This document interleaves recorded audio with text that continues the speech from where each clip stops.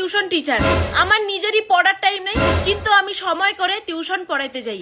আমার নিজেরই ভবিষ্যৎ অন্ধকার, কিন্তু আমি বাচ্চাদেরকে বুঝাই যে দেখো, পড়াশোনা না করলে কিন্তু ভবিষ্যৎ অন্ধকার হয়ে যাবে, জীবনে কিছু করতে পারবা না, জীবনে আগাইতে পারবা না।